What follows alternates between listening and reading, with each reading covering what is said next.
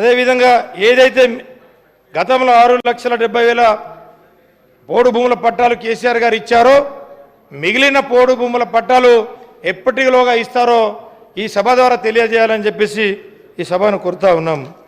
అదేవిధంగా రాష్ట్రంలో దాదాపు 4,380 గిరిజన తాండాలు గూడాలను కొత్త పంచాయతీలకు ఏర్పాటు చేసి పక్కా గ్రామ పంచాయతీ భవనాలను నిర్మించి ఇచ్చినటువంటి మహానాయకుడు కేసీఆర్ గారు. కాబట్టి గిరిజనుల ఆత్మగౌరవాన్ని కాపాడేలా హైదరాబాద్ నడి బోర్డున బంజారా హిల్స్లో బంజారా భవన్ ఆదివాసీ భవనాలను కోట్ల రూపాయలను వెచ్చించి నిర్మాణం చేసినటువంటి వ్యక్తి కేసీఆర్ గారు. కాబట్టి అదేవిధంగా గిరి వికాస్ పథకం ద్వారా ప్రతి ఒక్క గిరిజన కుటుంబానికి 2 లక్షల రూపాయలు కేటాయించి బోరు బావితో పాటు 3 ఫేజ్ కరెంటు అందించినటువంటి మహానాయకుడు కేసీఆర్ గారు.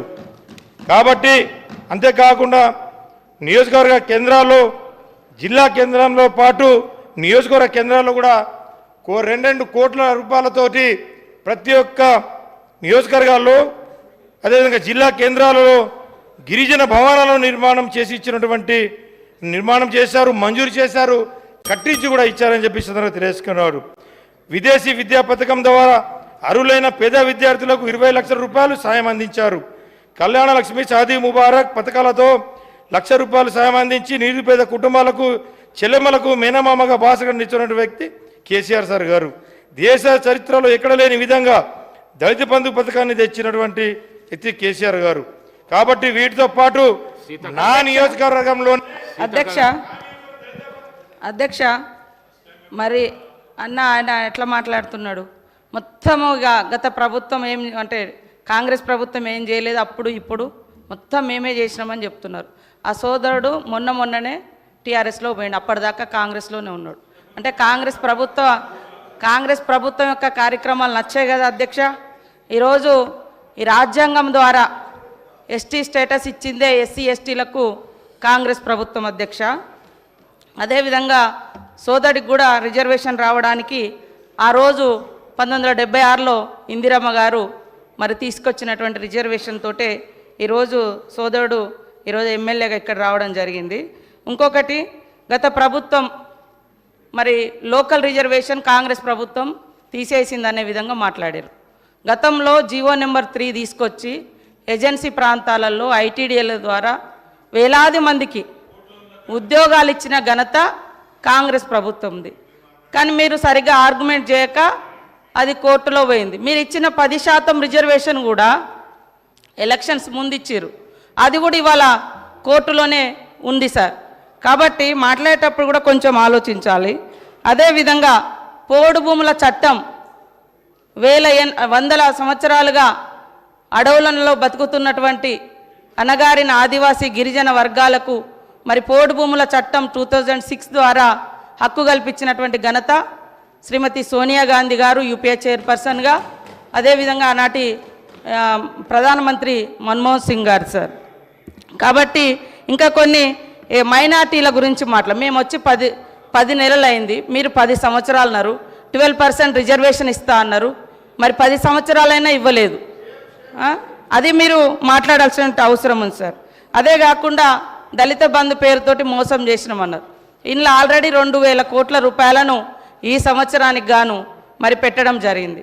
కాబట్టి మేము ప్రవేశపెట్టినటువంటి బడ్జెట్ను కూడా చూసుకొని మాట్లాడితే బాగుంటుంది. అంటే ఓకే అన్న, నేనేం అనడం లేదు, కానీ మేము పెట్టినాం కదా, పెట్టిన వాటిని కూడా మీరు పెట్టలేదు, చేయలేదు అని కాకుండా మంచిని మంచి అనుండ్రి, చెడుని చెడు అనుండ్రి, పాలకు పాలు నీళ్ళకు నీళ్ళు, అంతేగాని అన్నీ ఏం లేదు అంటే మరి అది కూడా కరెక్ట్ కాదు. కాబట్టి మా సోదరుడు కరెక్ట్గా ఆదిలాబాద్ జిల్లాలోనే గత 10 సంవత్సరాలలో మీరు ఎన్ని వేల మంది గిరిజన నిరుద్యోగ యువకులకు ఉద్యోగాలు ఇచ్చిరో చెప్పండి, ఎంతమందికి ఎస్సీ ఎస్టీలకు ఇండ్లు ఇచ్చిరో చెప్పండి, ఎన్ని వేల మందికి నీటి వసతి కల్పించిరో వ్యవసాయానికి చెప్పండి.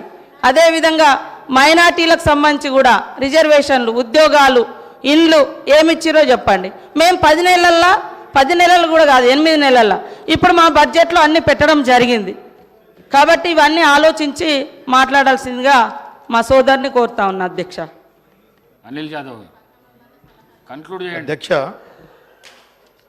ఏదైతే మంత్రి గారికి ధన్యవాదాలు. ఇప్పుడు మాట్లాడినటువంటి మంత్రి గారి వాళ్ళు కాంగ్రెస్లో ఉన్నారు, నేను అంతకుముందు కాంగ్రెస్లో ఉన్నా కానీ నేను ఎమ్మెల్యే కాక ముందు ఒక జడ్పీటీసీని. నేను జడ్పీటీసీ గెలిపించింది కూడా బీఆర్ఎస్ పార్టీ అని చెప్పేసి గుర్తుంచుకోవాలని చెప్పేసి ఈ సభాధారగా కోరుకుంటూ, ఇప్పుడు మాట్లాడినటువంటి మంత్రి గారి తల్లిదండ్రులకు కూడా ఆర్ఎఫ్ఆర్ పట్టాలు ఇచ్చింది కేసీఆర్ గారు అని చెప్పేసి గుర్తుంచుకోవాలని చెప్పేసి సభాధారగా తెలియజేస్తున్నాం.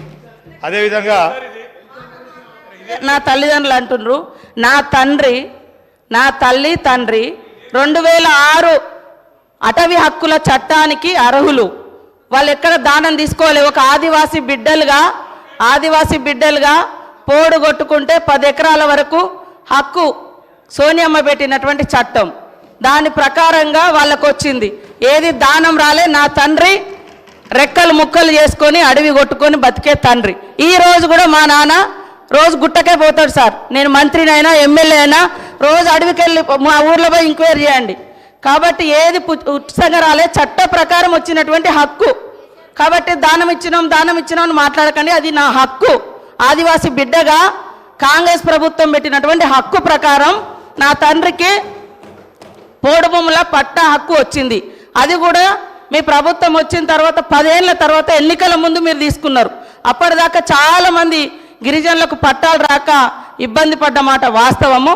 కాబట్టి ఈరోజు కూడా మరి కాంగ్రెస్ ప్రభుత్వంలో మీరు రైతు బంధు తీసుకునేటోళ్ళు ఎమ్మెల్యేలు మంత్రులు ఉన్నారు. అదేవిధంగా ఇంకా రకరకాల స్కీమ్స్ తీసుకుంటూ ఉన్నారు. అంటే ఒక ఆదివాసిని అయినందుకేనా సార్ పదే పదే ఈ ఎమ్మెల్యే తల్లిదండ్రులకు ఇచ్చినామని చెప్తారు. అది నా హక్కు. నేను ఎమ్మెల్యే కాకముందు నుంచి కూడా నా తండ్రి నా తల్లి అడవిని ఆధారంగా చేసుకొని బతికే కుటుంబాలు మావి. కాబట్టి ఆ క్రమంలో వచ్చినటువంటి తప్ప అది పుణ్యానికి దానంగా రాలే. అందుకనే ఇంకోసారి ఇక్కడ ఉన్నటువంటి ఎమ్మెల్యేలు కూడా మాజీ మంత్రులు కూడా మరి ఈ రాష్ట్రంలో రైతు బంధు ఎందుకు తీసుకున్నారు? అది ప్రజలది. ఇంకా ఇది నా తండ్రి గుట్టను చెట్టును పుట్టను రెక్కలు ముక్కలు చేసుకొని కొట్టుకున్నాయి సార్. ఇది అడవి కొట్టుకున్నారు. అది ఆదివాసీ బిడ్డలుగా మాకు వచ్చినటువంటి సాంప్రదాయపు హక్కు సార్ అది. అనిల్ జాదవ్ గారు కన్క్లూడ్ అధ్యక్ష నేనేం దీన్ని తప్పు పట్టలే అధ్యక్ష.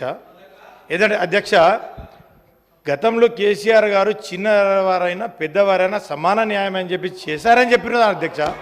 అప్పుడు ఉన్నటువంటి పత్రికలలో మంత్రి గారి తల్లిదండ్రులు కూడా ఇచ్చిందని చెప్పేసి ఒక పత్రికలో వచ్చిన వార్తనే నేను చెప్పిన తప్ప సారీ అమ్మ, నేను మీదకు ఏదో తప్పు పట్టట్లేదు. ఎందుకంటే అది మన జన్మ హక్కు. ప్రతి ఒక్క గిరిజనులకు హక్కు.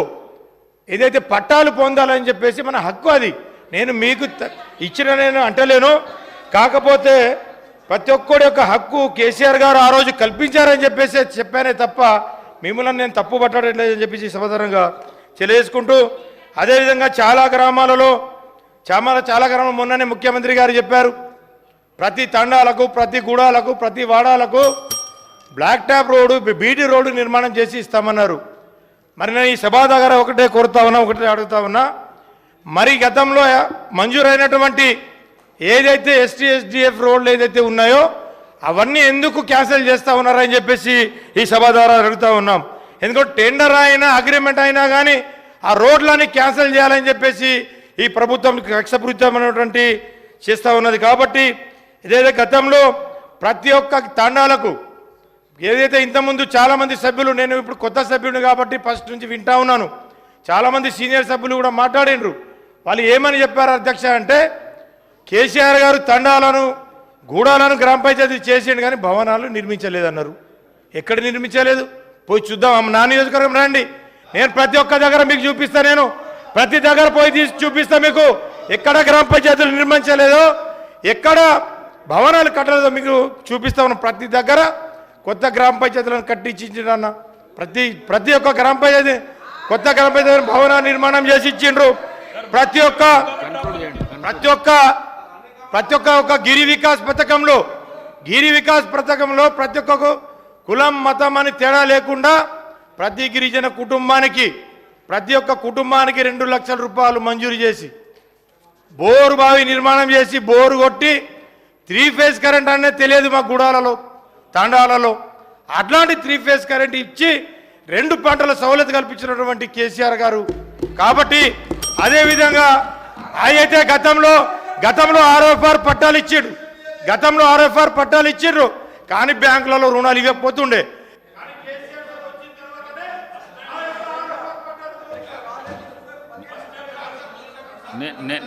నేను ముందే చెప్పడం జరిగింది 15 నిమిషాల కంటే కూడా 1 నిమిషం ఎక్కిచ్చే పరిస్థితి లేదు.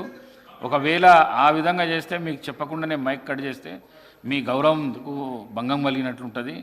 15 నిమిషాల్లో కంప్లీట్ చేయండి, దయచేసి కన్క్లూడ్ చేయండి మీరు ప్లీజ్. అదేవిధంగా ఏదైతే మీరు ఎన్నికల్లో చాలా హామీలు ఇచ్చారు, ఏదైతే మా గిరిజన ఆదివాసీ సోదరులు లంబాడా సోదరులకు ప్రతి ఒక్కరికి ఉద్యోగాలు ఇస్తామని చెప్పేసి ఎన్నికల్లో ప్రతి గూడలో తాండాలో చెప్పినారు. మా విద్యార్థులు మిమ్మల్ని నమ్మిండ్రు, మా యువకులు మిమ్మల్ని నమ్మిండ్రు.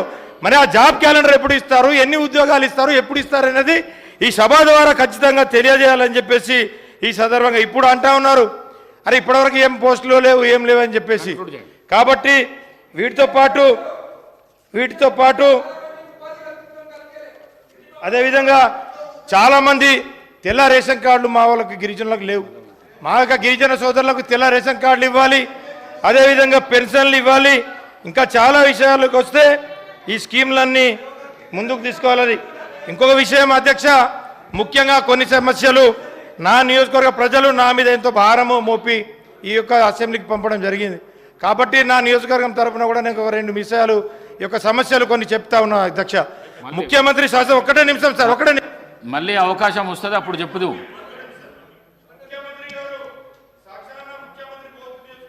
సార్ బోత్ నియోజక ప్రజల సమస్యల మీద సీఎం గారే నా బోత్కి వచ్చి చెప్పారు అధ్యక్ష.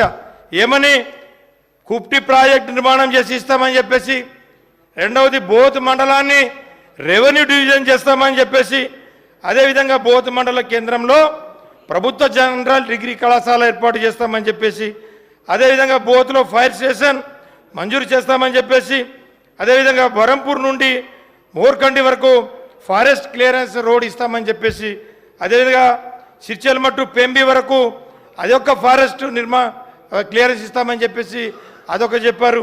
అదేవిధంగా ఇచ్చోడ టు సిర్చెల్మ వరకు, ఇచ్చోడ నుండి సిరికొండ వరకు డబుల్ రోడ్ నిర్మాణం చేసి ఇస్తామని, అదేవిధంగా ఇచ్చోడ మండల కేంద్రంను సబ్ డివిజన్గా చేస్తామని చెప్పేసి, అదేవిధంగా సుంకుడి గ్రామాన్ని సబ్ యార్డ్గా ఒక మార్కెట్ యార్డ్ను మంజూరు చేస్తామని చెప్పేసి చెప్పారు. అదేవిధంగా బోత్ నియోజకవర్గంలోని పురాతన శివాలయం అన్నటువంటి మల్లికార్జున శివాలయం, అదేవిధంగా బరంపూర్ వెంకటేశ్వర స్వామికి అప్పుడు కేసీఆర్ గారు 50 లక్షల రూపాయలు మంజూరు చేశారు. మిగిలిన పనులు కూడా ఉన్నాయి కాబట్టి తక్షణమే ఇంకా మిగతా పనులను కూడా మంజూరు చేయాలని చెప్పేసి ఈ సభ దగ్గర కోరుకుంటూ, అదేవిధంగా బోత్లో నూతనంగా నిర్మాణంలో ఉన్న 100 పడకల ఆసుపత్రి ఏదైతే జీవో అప్పుడు గతంలో కేసీఆర్ గారు ఇచ్చిపోయారు స్పీకర్ సార్. కాబట్టి ఈ యొక్క జీవోను అమలు చేయాలి ఖచ్చితంగా. మాకున్నటువంటి బోత్ నియోజకవర్గం ఒకటే ఆసుపత్రి, ఒక ఆసుపత్రి కూడా నిర్మాణ దశలో ఉన్నది. ఎక్కడ కూడా బెడ్స్ లేవు, ఏం లేవు. ఖచ్చితంగా ఈ ఆసుపత్రి నిర్మాణం చేసి 100 పడకల ఆసుపత్రిని నిధులు కేటాయించి వర్షాకాలం నాటికి ఆసుపత్రి నిర్మాణం పూర్తి చేయాలని చెప్పేసి ఈ సందర్భంగా కోరుతా ఉన్నాం. బోధిలో కొత్తగా 3 మండలాలు ఏర్పడ్డాయి. అదేంటంటే సోనాల, సిరికొండ, భీంపూర్ మండలాలు. కాబట్టి ప్రభుత్వ భవనాలు లేవు. ఖచ్చితంగా ప్రభుత్వ భవనాలు కూడా మంజూరు చేయాలని చెప్పేసి కోరుతా ఉన్నాం. గత ప్రభుత్వంలో మిషన్ కాకతీయ ద్వారా ఫేజ్ 4 ద్వారా మంజూరైన, నేను కొత్తనే ఫోజ్ ద్వారా 16 చెరువులు సంబంధించిన భూ నివాసులు దాదాపు 37 కోట్ల రూపాయలు రిలీజ్ చేస్తే అక్కడ ఉన్నటువంటి 8,000 ఎకరాలకు నీరు పారించిన వారు అవుతాం. కాబట్టి ఒక 37,000 కోట్ల రూపాయలను తక్షణమే విడుదల చేయాలి. 37 కోట్ల రూపాయలు. వీటితో పాటు 42 చెరువులను నిర్మాణం చేశాం. అదేవిధంగా వీటితో పాటు బజారత్ మండలంలోని దేగామ మరియు పిప్పల్కోటి గోమిత్రి ప్రాజెక్టులలో ఏదైతే భూ నిర్వసితులలో ఏదైతే ప్రజలు ఆదుకోవాలని చెప్పేసి ఈ సభ ద్వారా మిమ్మల్ని కోరుతా ఉన్నాం సార్. కాబట్టి ఈ అన్ని సమస్యలు తీరాలి, ఖచ్చితంగా ఇవన్నీ చేయాలని చెప్పేసి నన్ను కొత్తగా ఎన్నుకున్నటువంటి ప్రజలు ఎంతో ఆశ పెట్టుకొని ఉన్నారు కాబట్టి ఆ పార్టీ ఈ పార్టీ అన్న చూడకుండా ఇక్కడ గెలిచిన సభ్యులమందరము శాసనసభ్యులమే కాబట్టి ఖచ్చితంగా ఎవరైతే మిగతా సభ్యులతో పాటు మమ్మల్ని కూడా తప్పకుండా అన్ని ఏదైతే ఫండ్స్ ఉంటుందో తప్పకుండా మమ్మల్ని ఇచ్చి ఆదుకోవాలని చెప్పేసి సోదరుగా మీకు తెలుసు ఈ ప్రభుత్వాన్ని చేరవేయాలని చెప్పేసి కోరుతా ఉన్నాను. ధన్యవాదాలు. పి హరీష్ బాబు గారు.